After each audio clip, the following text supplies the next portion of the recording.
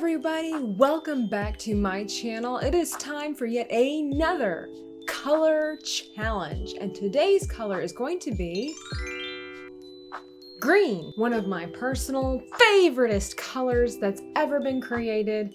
I love me some green. Perfect in time for the holiday season that is upon us. And that being said, I do hope that you have a very Merry Christmas and have enjoyed all of the videos that I have produced thus far. They've been really fun, very challenging, and I hope to make more and more in the coming new year. But let's first try to get past Christmas. So today we are going green and maybe a little Grinchy. So the first thing that we're going to do is, of course, swatch. Like I did in my previous color video, it's really important to know what kind of colors you have, even if you're using the same kind, because of course there's different values, different shades, tones, mixtures, all that good stuff. So I'm bringing out everything I have, minus acrylic paint, to create this Grinchy Christmas scene, all in green. I'm starting off with my Prismacolor markers. I don't have too many of those, and I'm just writing down the names so I can remember them as well. And then I have some really fine-tipped pens, really detailed pens. And I put one on there that I thought was really a little bit too blue, so I just crossed that off. And then I'm going into my chalk, and you can see, as opposed to last time, I have quite the variety of chalk for the color green. And it's just always amazing to me when I do swatch out these colors, just how widely different they are. You can see a lot more yellow, a lot more gold. You can see a lot more of these bluish tones in there, still classified as green. I just think that's so fantastic to see what all the colors can do. You can see that as I'm swatching, I don't have a lot of markers that actually transition nicely into one another. I'm always telling people, if you want to support the channel, you can always buy me markers. If you are looking for ways to support the channel, everything is in the description box down below. And here I'm bringing out some of my chameleon markers, but I realized that I don't actually have the nibs. They just have the external portions, if you will, that are in green, so I can't use them. So I had to move on to my Arteza markers. I love the way they flow, and they're just phenomenal. If you've never tried them, you absolutely should. And then I go on to my coloring pencils, where I first started, my first loves. And I finish off with my watercolor. And we can see that I have a lot more watercolor than I did last time in my previous video as well. So this at least gave me a bigger selection to choose from. Having whipped out all of my equipment, I have a nice selection. Should make this Grinchy picture easier. And it's really not too Grinchy. I made a little Chibi Grinch.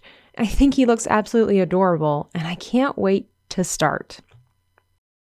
Now, much like last time, I am deciding to do each little piece in a different kind of medium. Right. But I'm not going to be strict and say, well, the tree has to be all in chalk and the Grinch has to be all in markers. I'm going to switch it up, but I am going to use everything that I have. And I start off with the Grinch using my very fine tipped, very bristle-like markers, my Arteza markers, to get a lot of this fur texture created onto the Grinch himself, which making him look really fuzzy makes him look really cute, I think. Obviously, his face is kind of cutesy, but making him look very fluffy, come on, who doesn't love a fluffy Grinch?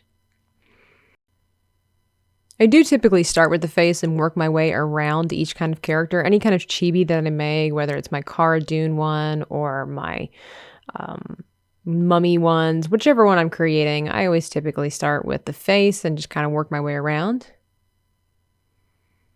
The eyes were super fun because if you look at the original Grinch, he does have like yellowish eyes. And so this color was just perfect. And I'm really happy with the way they came out. Now, the challenge here, really, besides doing everything in green, was the fact that I needed to do the white fluff in green while still making it look white. And I think I did a pretty bang up job of that. So of course I could have just left the whole thing white, but really, if you look at anything, even snow, there's going to be some shades and some highlights, right? So this really pale green, kind of had some grayish undertone anyway, I think was a really good choice on my part, if I do say so myself. Then I mix things up by taking a colored pencil and doing little baubles that hang off of the Christmas tree, little ornaments here and there. And shortly after that, I start working on the candy canes that I'm hanging into the tree. Just testing out my other Prismacolor, my apple green, I believe it's called. I don't really use my Prismacolor markers that often because the nibs are really tough, right? They don't bend or wiggle at all, as opposed to Copic markers. Big fan of the Copic markers because they have this magical ability to be both stiff and flexible at the same time, or as needed, which is why a lot of people do prefer Copic markers, or Copic, however you prefer to say it. It's amazing also what direction will do, like patterns that you create with the directions.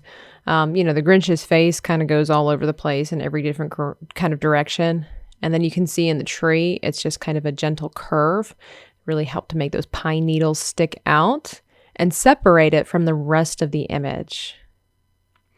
I decided to take this crayon, this pastel crayon thing that I have. Honestly, I have no idea what you're normally supposed to use this for. I'm not very aware of every medium possibility, but I wasn't too thrilled about what it was doing for the pine needles. It just kind of took away, I thought, from the tree itself. So I decided to then use it for the trunk of the tree, and it really was fantastic. I was so surprised, pleasantly so, how it made it look like it was bark, that rough texture, and it had the divots and things like that in it, and very thrilled with this choice. So I just layered the lighter color with the darker color, and I'm really happy that I discovered this little secret. And I just took some of the really soft chalk and tried to make some garlands in the tree. Again, green on green, it's very difficult, but the really cool thing about doing everything in one color is I have really seen how important, like, stroke direction or the drawing direction in general is just super important to help separate each piece of your project. I took this very vibrant yellow to create my star. I wasn't exactly sure what kind of star I was going to do. I really just kind of let the wind carry me along with this project and had a lot of fun with it. And again, as you can see, I didn't necessarily stick to one medium for each individual portion of the project. I just kind of mixed it up, whatever I felt like doing. Obviously, I'm quite fond of markers, just the way that they blend and you can shadow and highlight. But I didn't shy away from the watercolor. No siree Bob, even though I'm not really well-versed in using watercolor. I couldn't miss this opportunity to just try. And I like the softness of watercolor for background and shadows and things like that. But I can't say that I've ever really given it a good try to know whether or not I like watercolor for an entire image. I'll have to give that a go. Let me know. Would you like me to undertake watercoloring? I've never really given it a proper shot. Maybe that's something I need to try. Let me know. Let me know in the comments down below what other projects you'd like to see me try. Maybe another color challenge. And maybe you can give me an idea of what I should try to do next. And I'm so thankful for everybody who has supported the channel and hung out with me thus far.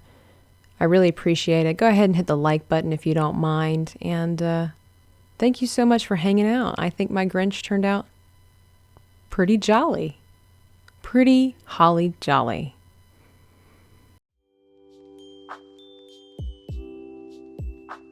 So that is my art project for the color green. Quite the challenge trying to figure out how to separate all the variety of green that I have, but I was able to make it. Looks pretty good. I think he's actually kind of a jolly looking little Grinch, if I do say so myself. Let me know if you would like to see more color challenge videos in the comment section. And of course, if you don't mind, please be sure to like and subscribe to this channel. I welcome all of you and hope to bring more and more content for your viewing pleasure. And if you're looking for ways to support the channel, you can do so down below. And you can also become a Patreon member over on my Patreon page, of course, where you can get some exclusive behind the scenes footage of my upcoming creations, as well as some discount codes for my Etsy shop and myriad of other little things that I do from day to day, time to time, and all that jazz. Again, thank you so much for being a part of this journey here to Christmas time on my channel, and I hope that you all have a very Merry Christmas, Happy Holidays, and whatever else you do in December. So,